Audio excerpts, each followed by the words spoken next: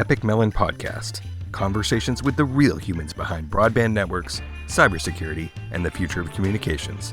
Brought to you by QA Cafe. Welcome to another episode of the Epik podcast. I am Jason Walsh, your host. I'm here with Sarah Lachance, who's a friend of mine, and I realize that the conglomerate that you work for that produces very, very well-known brands. Yes. All of you know, Yes. right? How do you pronounce that? Kenvue. Kenvue. Yes. So it is. It's not Kenvue.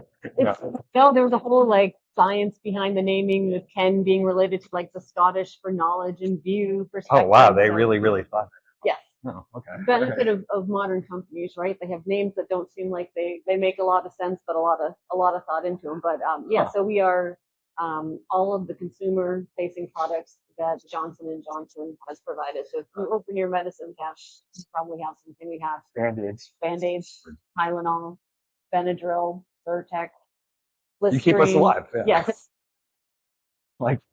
I use those medicines. Exactly. Anyway, welcome to another episode of the Epik Mellon podcast. This is episode 17, I believe. And so I wanted to bring Sarah on because she has a very interesting story about getting into technology. And, we try to make the show about, I end up talking about broadband tech a lot, and I will. And so I like to mix it up every now and then and try to talk about some other areas. QA Cafe, the company that sponsors this podcast, obviously, the views represented by us, and don't mind me, I'm going to move the camera here a little bit. Slowly, please back. All right. Obviously, the views represented by us do not reflect those of QA Cafe or its ownership, and definitely not for Kenvue either. Exactly. I'm here as an independent free agent.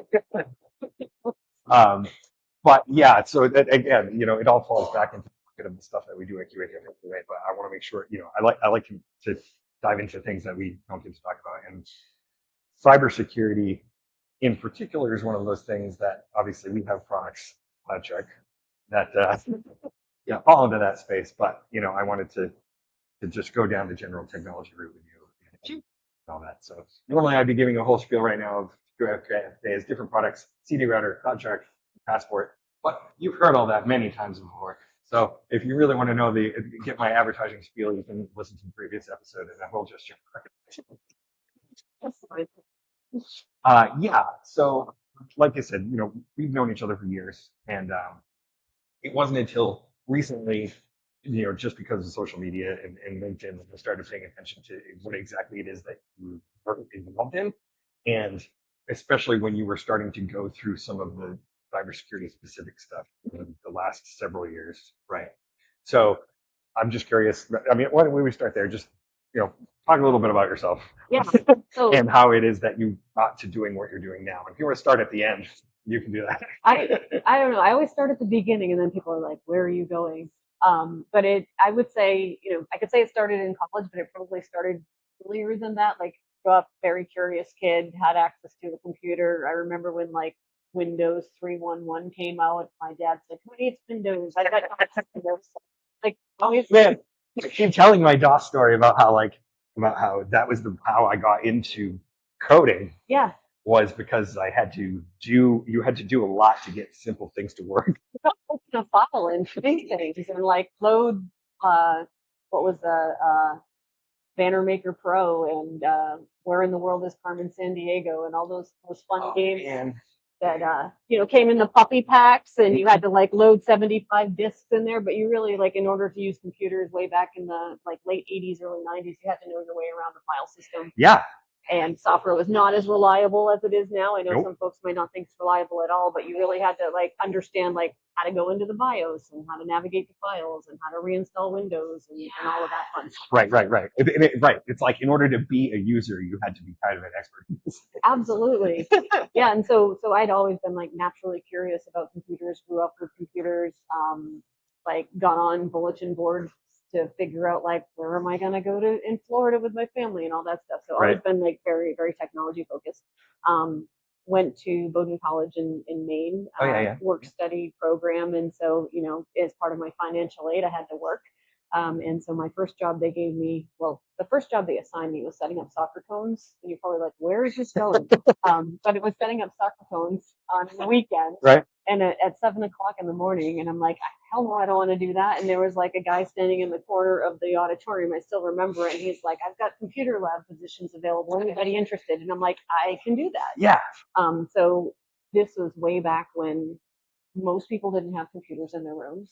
You had VT terminals in the student union where you'd go and check your email, and in order to get to like a chat room or something like that, you had to hop to a location to get to another location. Everything was very much like central computing, dumb terminal focused. And then my job was sitting in the computer lab and clearing print queues. So I had to learn Unix.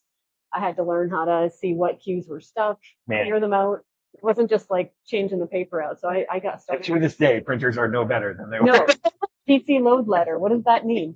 So I started out in the computer lab, and I kind of see like my technology career mirroring the evolution of technology from that point. Right. So I ended up working in the CS department for 4 years and started out in the computer lab. And then my junior summer before my junior year, we were networking the campus. And so I stayed on campus. And so when you were doing that, was that like, because I remember that stuff being introduced to while I was in school, because when I was at Plymouth, when I started, you had to buy your own internet service from a provider, and they would bring it to your dorm room. Oh, we didn't even have that. We had to select Ethernet, so we had to decide between Ethernet and token ring. It was like, what are we gonna do? We chose Ethernet. But we were using, Banyan Vines as our networking protocol. So we had a lot of mix of like Apple and PC computers. We networked the offices on campus first. So we had to buy the Ethernet cards, go and install them in all the student computers, configure Apple Talk, figure out how to get Macs to work and all of that fun stuff. So that was my summer, was like networking the campus, installing Ethernet cards. And then once we moved computing into the student space, people no longer came to the labs to figure out how to like fix their corrupt documents and they needed help in the dorm. So I started the student help desk to like go install Ethernet cards for people, go answer like in-person questions for them. We started like the first student desk at college. Oh, cool. And so, but and this was while I was pursuing an English degree. So like I had my professional, and like my academic interests were totally different than my technical interests. But I think like there's always been like a false dichotomy that like if you're interested in the arts, you can't also be technical. No, it's totally true. And in particular, it's like obviously there's some things that you can't do.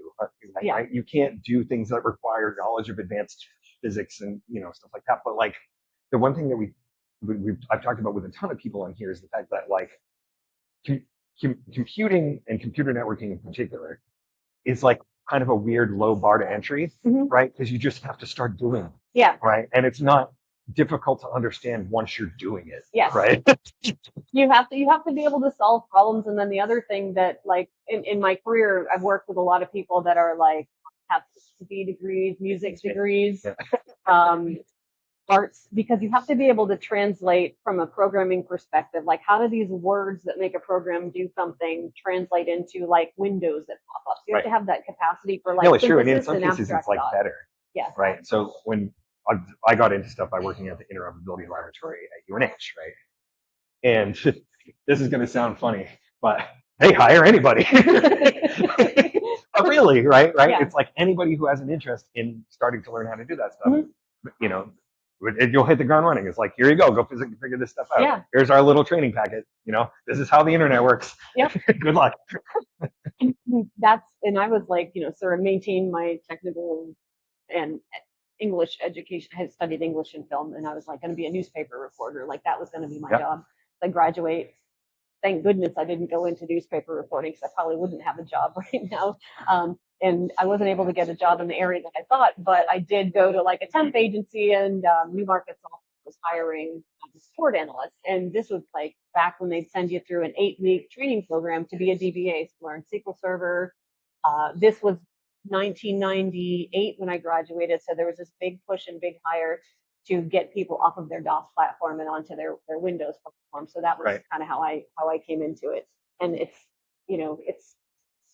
I've been in technology ever since. I was there for a year, and then I moved to a local startup where our role was to take paper-based documents from construction management firms and to put them into extranets. This is back when extranets were a thing. And then I moved to IBM after that, and I was there for 17 years. My first job was in working in database management software that would let you translate data from one relational database to another. Oh, yeah, yeah. Using like AS400, Right. OS390, PC, Solaris, all of that fun backend. And then moved to client server technology, and then we moved our messaging service into the cloud. So I moved into cloud operations. Right. And really moving into cloud operations when you were responsible for patching, configuration management, networking, all of that stuff to stand up all of the messaging servers just is when I got, I would say, more specialized into the cybersecurity space. It's funny you said when you were talking about being in the lab and how you basically were like going with the evolution of how all the technology works, because that's exactly the path that everything took. Yeah. Right. So that's the story that I give with a lot of people. It's like I started doing really rudimentary stuff. Then it was databases. Then it was cloud. Right. Yeah.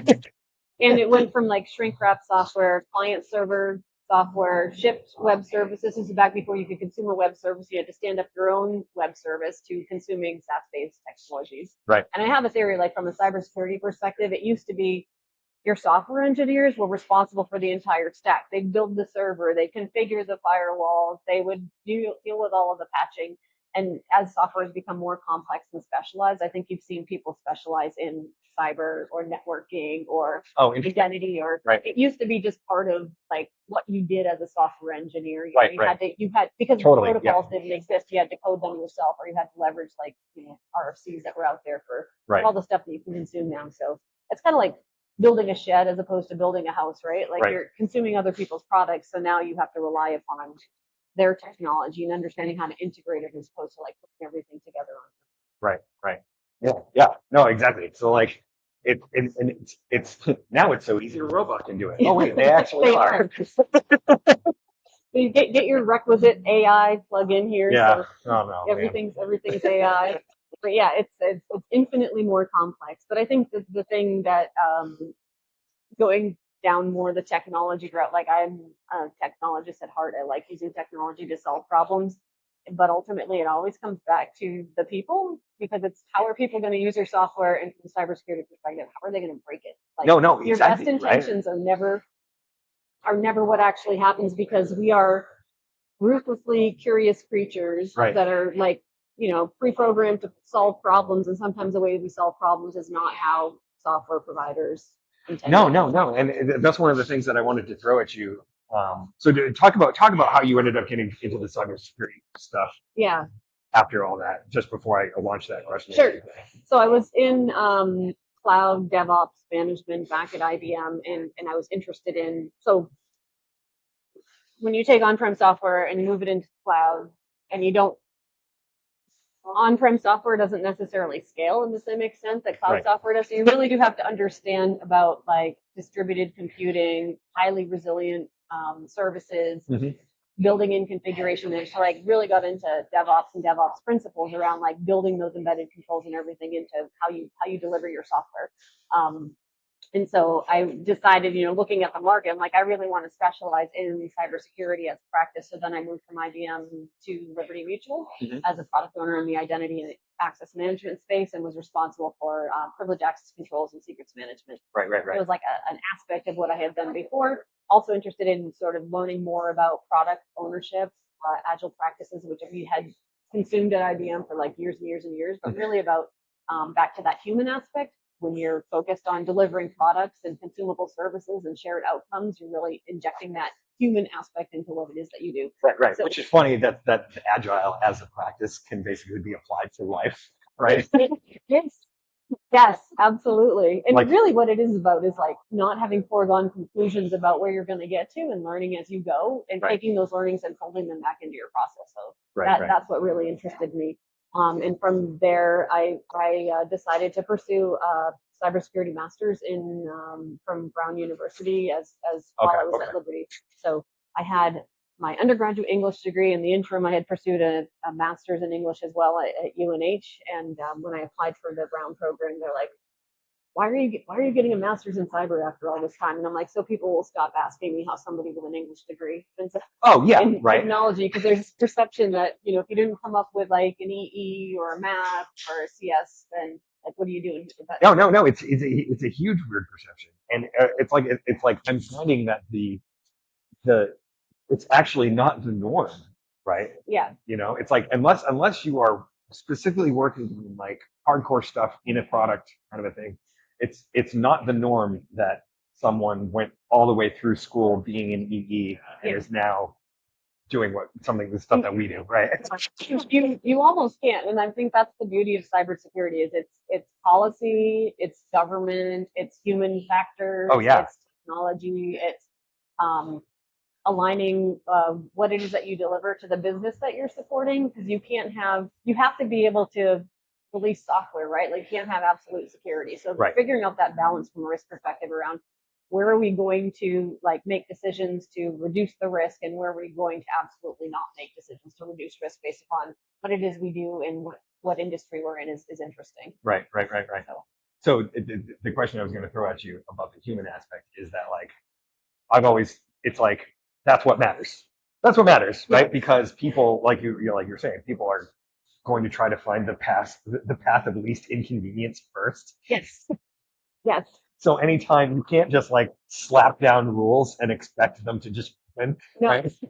they're I like to say this is like in most companies, when you have a technology organization, we hire creative people to solve problems, and then we get mad at them when they don't solve the problems in the way that we expect them to. Right. And the way that you do that is by having appropriate guardrails and by using friction appropriately. Like make the good things easy, make the bad things difficult.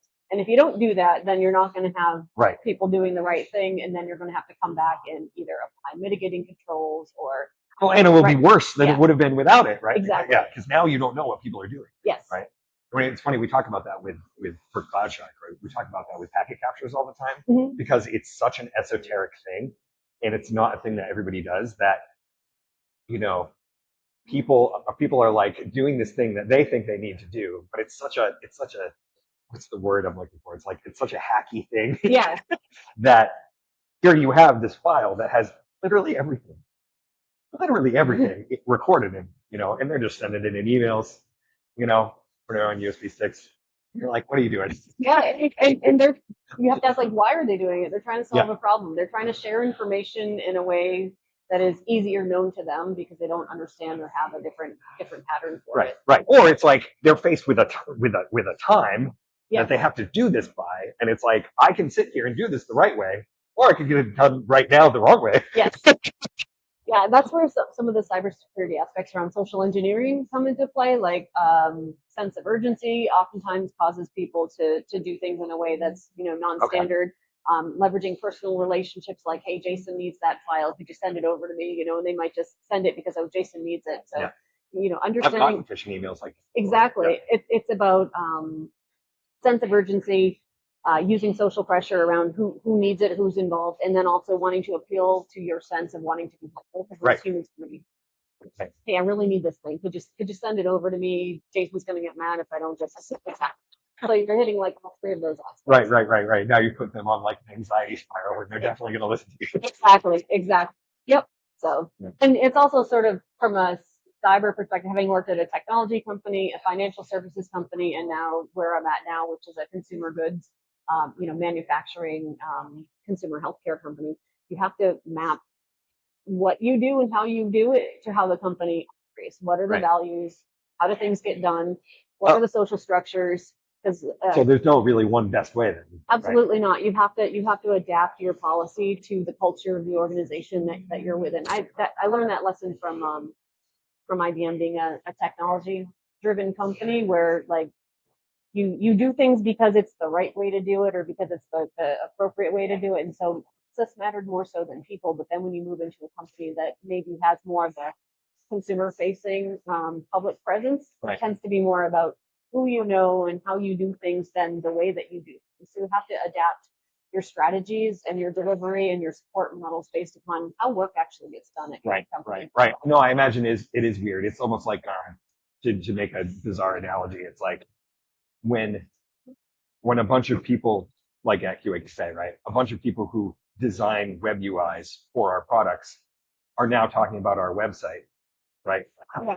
They are people who know too much, Yes. right? And they're, so it's like at IBM, it's like there's these practices way over here, but every single individual person at IBM knows too much about what is already going on there, and so they're gonna like paint that into their. Yep, exactly. So it's all about like understanding your culture, understanding your organization, and aligning what it is that you do to that. Right. Yeah. Yeah, and dealing with the hype cycles, ever-changing technology, and just constant adaptations. Like I like to always be learning and always doing something different. And in this area, I'm sure with you as well for Kuwait Cafe, like the world is evolving around you. How do you respond to it? Yeah. No, and it's fun. It's fun for us to be able to do that. Even the little things. Like every now and then I'll get excited about a new tool or a new web framework or whatever. And it's like, oh wow, Yeah. it's nice. Well, and that's another fun thing from bringing like product thinking and product mindset into the world. Like tools are always changing, but the capabilities and the outcomes that those tools deliver is entirely different. Like the technology we have today, we were just talking about like having to log on to a PC and get into DOS in order to launch a file. Like we still launch the way in which we do it is different. So I think in our industry, it's very easy to get hung up on like tooling, right, the next version, the next, et cetera. But if you can start talking to people about like what problems they want to solve, then it makes it a lot easier. Right. So one of the things I've always been curious about is like the move towards as a service, Yes. X as a service solutions, right? Specifically from for the stuff that you do, and like that we've talked about how that's been the natural progression of things, but like how is that different now, where it's like somebody's building everything in-house, especially around security, and now you're just sort of handing it off to somebody else. Yeah. It's all about shifting risk, right? Like everything's moved from if you own your stack, you install it, you're responsible for patching it, you're responsible for runtime, you're responsible for resiliency. You have to have staff to take care of what it is that you install if it's like quote unquote on-prem. Right. When you shift to somebody else being responsible for that, everything becomes a third and perhaps fourth party issue where you are now reliant upon somebody else's resiliency, somebody else's services, somebody else's culture, somebody else's network availability for your consumable service. But I think in the long run, the trade-offs of consuming SaaS services are better than trying to run everything on your own, because a Microsoft or an IBM or a Google or an AWS can have infinitely more resources, both from a compute and a people perspective, to be able to keep those services up and running than like my shop may be able to. Right. So you just have to, it's about transference of risk and understanding what it is that you're consuming. And I feel pretty passionately that like technology teams that work to enable business, no matter what kind of industry you're in, like you're better off reserving that differentiating compute power and technology power and funding to what differentiates your business in the market that you do. Right. Not everybody has to be an IT company, right? The money that you spend on IT services is money that you're not spending on extending your business or expanding into the market. So when you think about the trade-offs around SaaS, that's really what I think the key part is. Like, where do you want to spend your money? If you have $1, do you want to spend it on building new capabilities that impact your business and help your consumer, or do you want to spend it on patching? Right. Probably not on patching. Right. Yep. Yeah. So one of the things I've always been curious about is sort of how the triage works. And I know you're specifically in like identity and access control, but when something bad happens, how much of a triage is there of the processes to be like, is it easier to to be loose to the point where something bad might happen and then have more processes around fixing something after it's happened versus trying to prevent anything from you can't prevent anything bad from ever happening, but you can also go too far down that path where you're like ensuring 100% availability and you might be overspending. I mean, the downside of cloud-based computing environments is that you're paying for consumption. So if you build out huge beefy machines with high availability and failover and multiple data centers, you're going to be spending money you don't need because you're paying for backup. And all those guys are dancing with glee at the recurring revenue. Exactly, and that's the challenge of the SaaS model. But I hate to keep saying it comes back to risk, but you have to figure out like what services have to be available, and what are we willing to spend as a result of it, and where are we able to assume a little risk based upon the SLAs or the services that you have. Right. But I do strongly believe in like retro culture. When something does go wrong, is taking a look at what did we need to have in place that could have prevented this from happening. Right. But if a server goes down and I don't detect it, where's the monitoring? Can we detect that the server isn't running and automatically restart it? So always thinking about ways to automate keeping your services up and running. Right. How do you avoid that from like a human perspective? How do you avoid that becoming always knee-jerk decisions, like after the right decisions? Honestly, humans are always our weakest point. So you've got to figure out, as much as I say what we do is about how humans do Did you things. hear that, AI? Yeah, you've got to get them. You've got to get them out of the process. Any process that you have that depends upon a person remembering to do something is doomed to failure. So in those retros where it's like, well, I will send an alert to network operations center and then they will engage this culture. Like, no, that's not gonna work. Like you're requiring a person to remember to do something. Like, how do we automate that? How do we detect anomalous performance patterns in a server, and we kill it and we restart it automatically without even knowing whether something went wrong? So always trying to like drive the human out of the process as much as possible and automate. Right. Yeah. But automate the right things. Like you automate a crappy process, then you're not helping anybody. Yeah. I mean, so I don't want to dive too deep into the specific things that you guys do, because I'm sure that those aren't things we should do. And just to use I won't pick on networking, but like there are certain layers of your compute stack that you're dependent upon where something may manifest as you have this happen as an identity issue. I can't authenticate to this application only to find out that further downstream that there was a network glitch or failover didn't happen for a particular load balancer, et cetera. So really understanding your technology stack and making sure that you know where the weak points are and that you built your own resilient. You can't expect other services to be resilient. You've got to build in your own resilience. Yeah. Okay, I see what you're saying. So it's wow, that's a crazy amount of calculus. It is. There's a person that I had done a presentation with a few years ago who talks about so in cybersecurity or security, there's the CIA triad, so confidentiality, integrity, and availability. Those are the three principles that cybersecurity is supposed to. Is it one of those things where you can't have all of them? Well, you could potentially have all of them, but there are different threats and risk factors related to each of those, because you may have a highly confidential system. Like think about airlocking files, and then you put them in a bank so nobody can get to it. That's highly confidential, but is that highly available? So it is, there are trade-offs between the two. But from a computing perspective, shifting from that confidentiality, integrity, availability to, I think he called it the DIE model. So yeah. So yes. So distributed, immutable, and ephemeral. So if you, I'm not sure if you're familiar with the pets versus cattle analogy when it comes to compute. Yeah.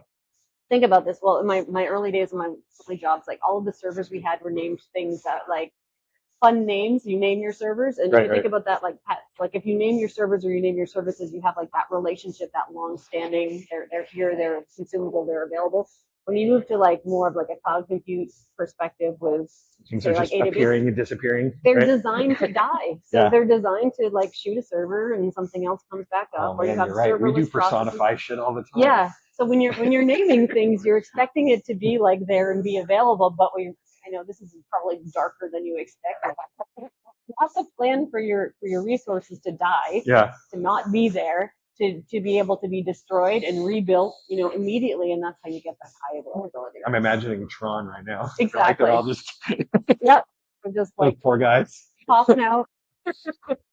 It's the old kill it, rebuild it, and hope it'll come better. And the other benefit when you move to that model is that you can deploy new instances more quickly. You have your configuration as code. You end up having more things baked into your repeatable automated processes. So ultimately, right. So how going, whatever, depending on which services you use, because I know you mentioned you use a degree of managed service providers. Like, is that really broken out where, they're doing one thing and another thing is doing something else, or do they kind of own the whole? So from a portfolio perspective, we have, so ultimately you have to start with like, what are you trying to support and who's consuming it? So we have, consumer facing applications, and then we have internal IT that's used to either drive, your HR systems, your benefits enrollment portal. Everybody's in that fun benefits enrollment status right now. Oh yeah, yeah. So which are all terrible. Like, they're so bad. Like, we just had to hand the company that we used to use that does with the rest of our employee services farmed off all of their payroll to another company. So that's a good example, right? Where you're consuming a third party providing you with payroll services as opposed to standing up your own. You're Yep. like, we're just going to outsource that altogether. So we use different managed services, different cloud platforms, different cloud providers, and different organizations that manage those services for us. So it's pretty heterogeneous, and it's really based upon the area of the business that you're in and who you happen to partner with to deliver those capabilities. But being in the identity and access management space, like we have to support your cloud provider, your on-prem software instance, your third-party SaaS provider, your third-party folks that need access to stuff. So Yeah. we effectively have to be able to support any and all software and SaaS configurations to be able to allow that centralized, validated identity store and authorized users to be able to access those applications either as an end user or to be able to administer those. So it's a purely self-serving question then. If some new software comes along that a bunch of people really want to use, like, how onerous is that process to be allowed to incorporate it into the larger scheme of things? It really depends upon the software. Like third-party SaaS, we use cloud-based identity providers, and for most industry standard third-party SaaS solutions, it's a fairly straightforward onboarding process. If it's a homegrown custom app that you're building, internally, like a COTS or commercial office service app, off-the-shelf app, and it's using modern authentication protocols like SAML or OAuth or something like that, we can onboard it to our system as well. Cool. Where we get into more challenges is when you're like older legacy software applications or something that is running. In our instance, we have both consumer products.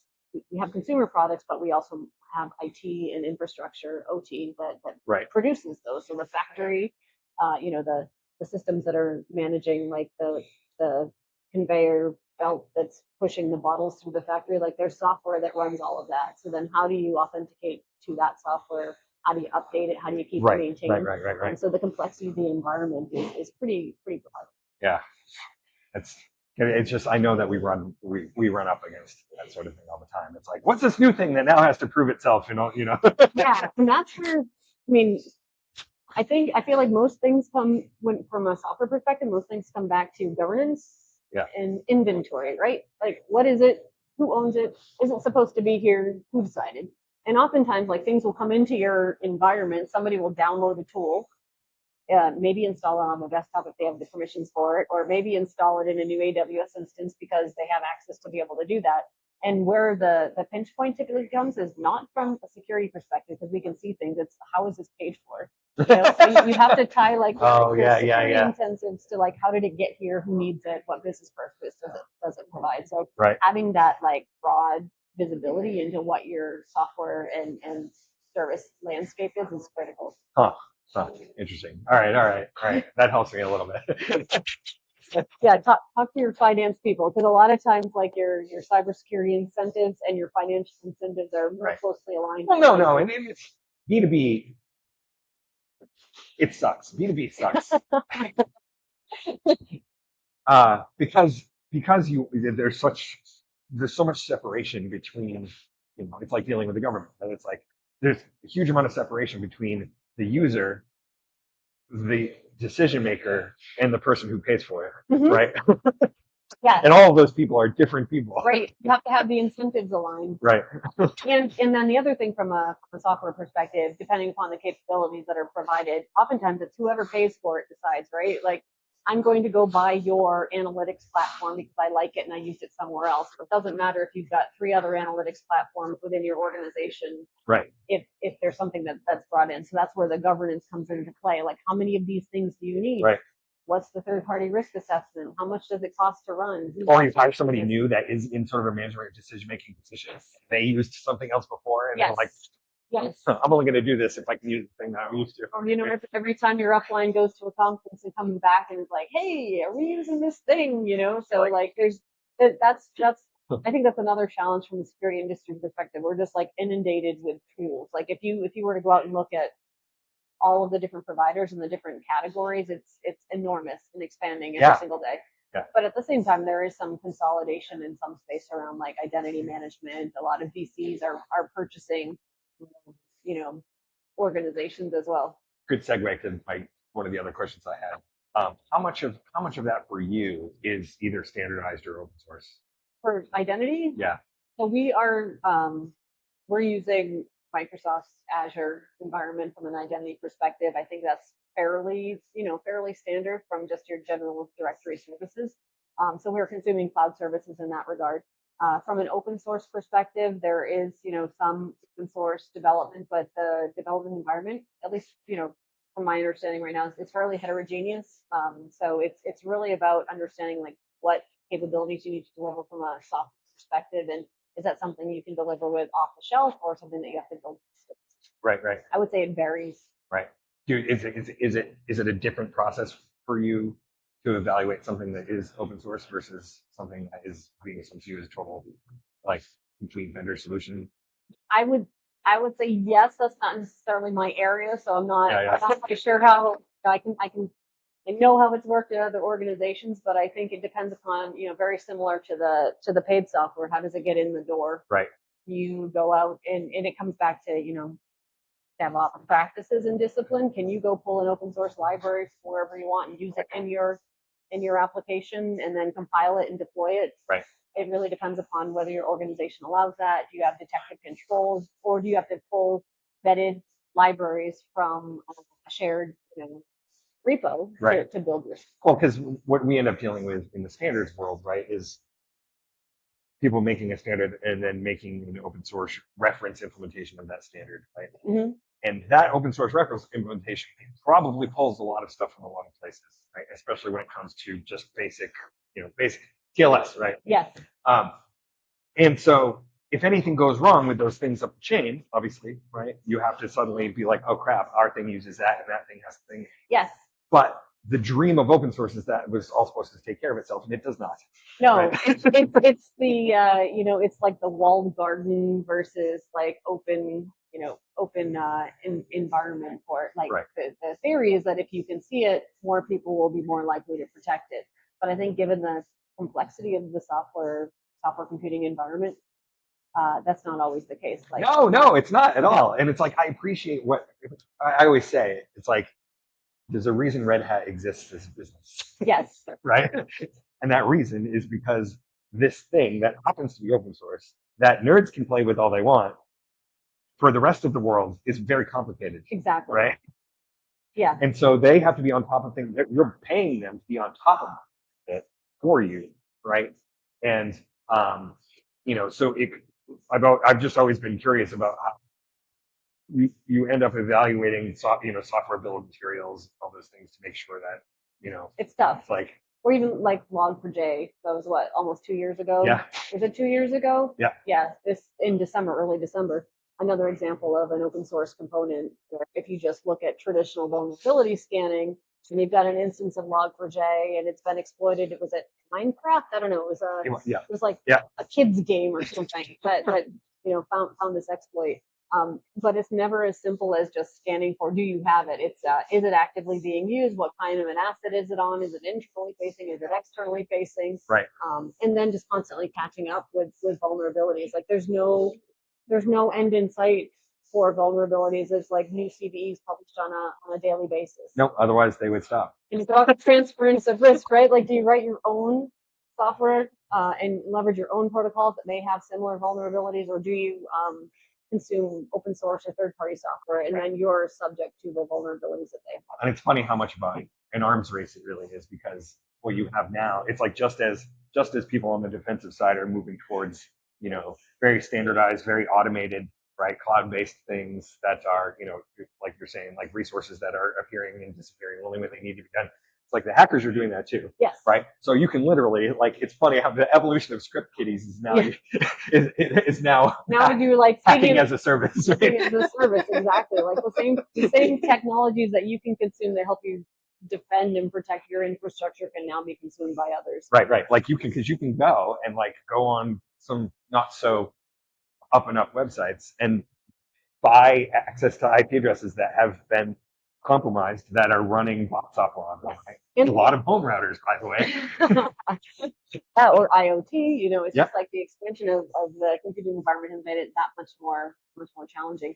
And the other factor is like as soon as vulnerabilities that have been exploited are published, it's a race to be able to patch, because once you know that they've been exploited, the same threat actors that are building these botnets to go in and attack your infrastructure now know what new exploits they can use to right. They've established a pattern. Yeah. Right? So you can't necessarily move fast enough.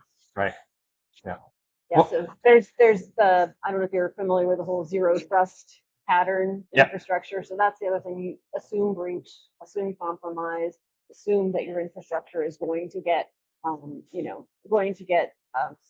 compromised at some point in time. So you just build isolation and highly segmented. Okay, that's what I was kind of trying to ask before. Is like you do assume that, and like there's a resource differentiation between being prepared for that versus trying to prevent anything. Exactly, you can't prevent it. So now you have to assume compromise, micro segmentation, reduce the likelihood of lateral movement, and just isolate as much as possible, so that if an asset is compromised, it's only that asset and they're not getting access. Right. That sounds exhausting. It is. It's fun stuff. So it's ever evolving. That's cool. I mean, you enjoy it. Absolutely. Yeah. I like solving problems. I like trying to figure out like how to secure things, how to make things work, and ultimately like how to enable business capabilities. Do you have that thing now where it's kind of like seeing the Matrix, where you walk into like a place like a coffee shop and you're like, no. I'm very good at segmentation. I have my work brain and my non-work brain. Because if you did that, you'd be like Sherlock Holmes looking everywhere. Yeah, right. Figuring out the compromise. That's a good idea for a TV show. So. No, but I asked because I have seen so many more people entering the cybersecurity industry now, as it was a good thing. Mm-hmm. But it's not enough, right? So I think it's a couple of things. I think it's not enough, but I think it's also to some degree a level of gatekeeping around who should be able to participate and who shouldn't. Oh yeah. Like there are folks that come from criminal justice backgrounds that understand criminal behavior and might be able to work on a SOC and figure out like, has the system been compromised? So I think like with enough training, if you've got the curiosity and the interest, you can be trained up in, I won't say every single role, but most roles. So I think it's really about expanding the aperture of what is it that we need, how much training are we willing to provide. You and I are perfect examples, right? Like neither one of us has a technical degree, but ended up in a technical field because we had the interest, the aptitude, and the access to be able to make a difference in this space. So I think that's one aspect is, that's the title of the episode. Interest. What was it? I warned you about my short-term memory issues. You're gonna have to rewind or whatever the kids say. It was the interest, the aptitude, and the access. There we go. Exactly. To be able to do different. Right. Cool. Yeah. Well, no, it's just so like to run into this in standards and in networking and in programming in general. Every single industry on planet Earth right now is experiencing this weird trough where it's like you have a bunch of people who are been in the industry for a very long time. Mm-hmm. They have very specific ideas about how to do things. They're also retiring soon. And then you have a bunch of really, really, really, really green people on the other side, and you have nobody in the middle, right? Yeah. it's a challenge. And then also, just from when I started in my career back in the last century to now, like you didn't have um, global teams to the extent that you have, where you could really use that like follow the sun model, where you could have people working 24 hours a day all over the world. And compute has evolved in such a way that you can be on video calls, you can share files, you can work a lot more. You can work a lot more across global boundaries. So as a result, that both like expands and contracts the labor market to some degree, because now you're competing with the rest of the world for a job as opposed to just the people that happen to be in your geography or be able to work in your office. That reminds me. Did the work from home thing like really screw everything up from a cybersecurity perspective? Like especially like access control and I think it depends. It depends upon the organization. So I would say like my IBM days, we were working somewhat from 2002, 2003 onwards. So we had a very like distributed workforce culture. I think they had said at that point that IBM stood for like, I've been mobile, just coming into the office.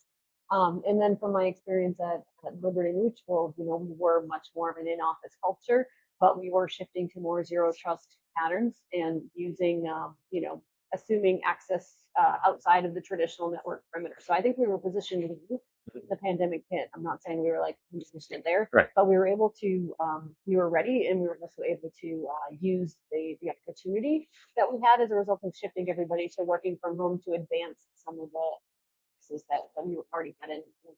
Right. And I would also say it really depends upon your industry and back to the culture, like people based for you and how distributed. So the pandemic really played into what it is that you happen to have. From an access control perspective, it's all about the endpoint, right? Like how secure is your endpoint? How locked down is your. That's part of the reason I asked the question, because all of a sudden now the house you have to, as a business, you have to be concerned about what your employee's house has connected to their network. Right. Unless you're able to assume, take that zero trust, assumed breach perspective and protect your endpoint. But IoT, listening devices, printers, other computers on the network, your router, it really does expose the corporate infrastructure potentially to the compromise or the vulnerabilities of the person. Things that are very well known to be vulnerable and easily compromised, right? Yes. or even just, I think it's probably magnified the risk that you have as a result of plugging into a Wi-Fi network at a coffee shop, right? Right. How do you know? But it's got the little lock on it, Sarah.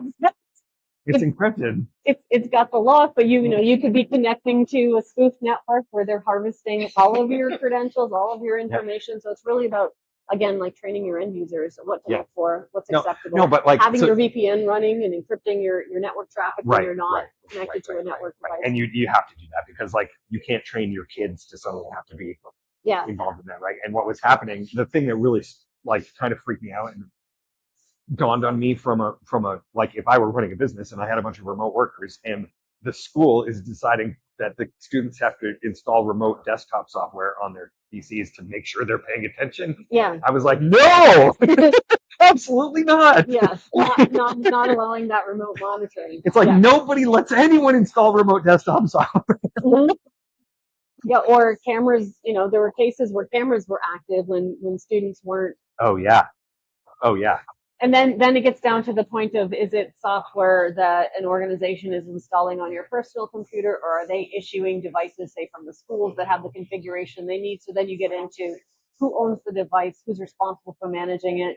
Do you detect whether the device is configured properly, not even allow it to connect? And then how does that compromise or impact like a student's ability to learn? So you just get through all that. It's not solving business problems. It's about, I need to be able to access my classroom so that I can continue to learn. It's about the trade-offs between, do you grant that access knowing that there might be some compromise on the device, or do you make sure that you've got a good solid device before you allow that? I see what you're saying. It comes back to it's always about the trade-offs. Yeah. That's cool. All right. Well, thank you. I appreciate this. Yeah, it's been good catching up. Yeah. It's a huge area. It's something that I wanted to nerd out with you about for a while. So yeah, and I would recommend anybody that's interested in getting into the practice. I think CISA has job guides They're pretty good about. CISA? It's the cybersecurity agency that's part of the federal government. Okay. So great thing about the government, lots of documentation, lots of guides, lots of training. So you can even go and say, I'm this type of role now and I want to get here, and it'll show you training and, Oh, and cool. guides to get Okay. there. Okay. Things like AWS and Azure have free sandboxes, so you can go and learn about technologies and take their online training. So you can do a lot of self-study Cool. in these areas. So anybody that's interested can just, and curious, can just go play. Yeah. Oh, that's cool. That's I do know at least a few people who sort of that's the direction they took. They're like, well, this is what I want to do now, and then like the resources are all there. Exactly. Like if you're interested, you can do it. Yeah. Cool. All right. Sweet. Thank you. Thank you. Usual stuff. Subscribe to this. This is probably going to hit a wider audience than my usual nerdy stuff because I work in a very niche market. Sorry, that's why I try to branch out here. So do subscribe. Subscribe on the podcast stuff on YouTube too. I know YouTube's kind of a pain in the ass. Sorry, YouTube. You are kind of a pain in the ass. So that you automatically get this stuff and it bumps up things. And if you have any cool comments or questions about the things that we talk about on the show, please drop them in because that all helps and it's fun too. Absolutely. Thanks for having me. This was fun. Yeah, no, it's like I was saying, it's like it's basically us sitting down and having a chat and not having to worry about any agendas. Which is very relieving. Yeah, exactly. But above all, own the nerdy things that you love and have fun doing them.